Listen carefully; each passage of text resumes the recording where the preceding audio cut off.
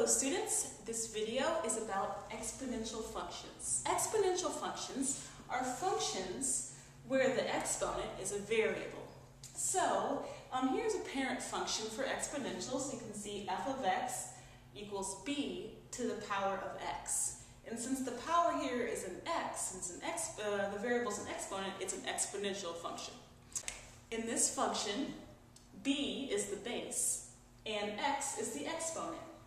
The graph of exponential functions looks like this, shooting straight up and up and up on one side, and on the other side coming down closer and closer and closer to the x-axis here. Now right here at the x-axis is an asymptote. This is an asymptote right here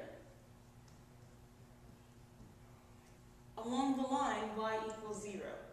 So this is an asymptote, and what an asymptote is the value that the graph approaches but never touches. So it gets closer and closer and closer to this line, but it never actually touches that red line. So that is an asymptote. Now, the graph can be either a growth, an exponential growth, or an exponential decay. How you can tell is by looking at the value of b. Okay? If b is greater than 1, then it's a growth, exponential growth, and it shoots up. B is a value that is less than 1, like a fraction or a decimal, then it's exponential decay. So here we see b is less than 1 and greater than 0. So if b is between 0 and 1, it's exponential decay, and the graph is headed down. Okay, one of the main ways that exponentials are used are in formulas where we're talking about percent increase or decrease or compound interest, that sort of thing. So here's a formula we can use for a constant percent increase or decrease. So first of all, in this formula, t stands for the number of time periods. R is for the rate of increase or decrease. A is the original amount that you start with. And A of t is the final amount at the end of the formula. Okay, so let's look at an example, a couple of examples using this. Okay, example 1. The question to us is whether or not this function, is it growth or decay, and then can we graph it? So, first of all, in order to tell if this is growth or decay, I look at the value of b. Since the value of b in this case is 1.5, well, that's a number that's greater than 1. So that means since it's greater than 1, that it's growth. Okay, so now let's see if we can graph it. In order to graph these, I'm going to graph them using my calculator. And I'm going to put this function directly into my calculator and make a t-table. So get your calculator, and we're just going to enter this function directly into the calculator, and then we're going to go to second table and see what we have. Okay, so when I graph it on my table, I have these values. Now, I just go ahead and graph them. Okay, and here's an approximation for my graph. You can actually put those exact points on your graph with your graph paper to make it precise. Let's look at another example. Okay, in this example, let's say that we purchase a guitar for $12,000. The value of the guitar is increasing every year at 14% per year.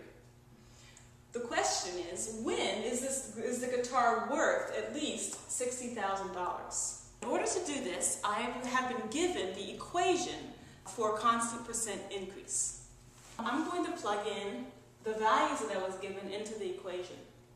Since it says I purchased the guitar for $12,000, this is going to be the value of A, my original amount. It's increasing at a rate of 14%. If I change 14% to a decimal, my rate will be 0.14 for my R. And since the value is increasing, I'm going to use the plus in my formula instead of having a minus. Okay, so here's the formula that I'm going to put in my calculator. I'm going to put this directly in my calculator to graph it, and then I'm going to look at the graph to see when the graph reaches a height of 60,000. When I put it in my calculator, I'm going to have to adjust my window so that I can see the graph okay. I ended up changing the window on my graph so that the Y max value was 9,000. All right, so I had to make sure it was tall enough that I could see the whole thing. Okay, so this is what my graph looked like.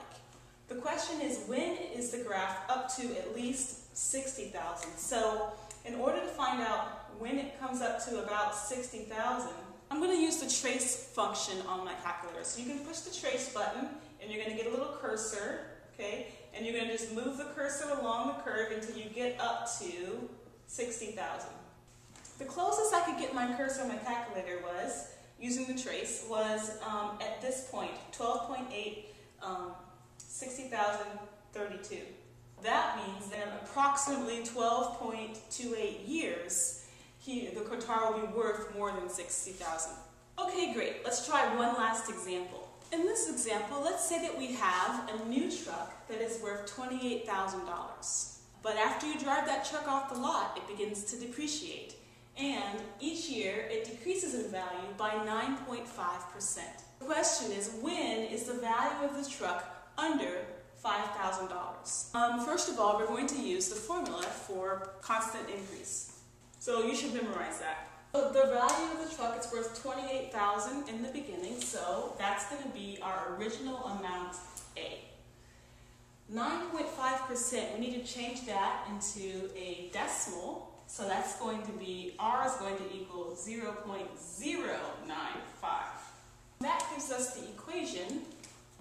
Since the value is decreasing, I need to use a negative inside here instead of a plus.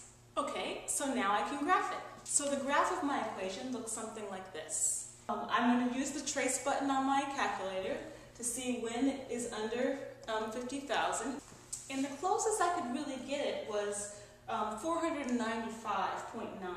So that's I got it to be that value at x equals 17.34. So that's the answer. In 17.34 years, the value of the truck will have dropped that much. Okay, great.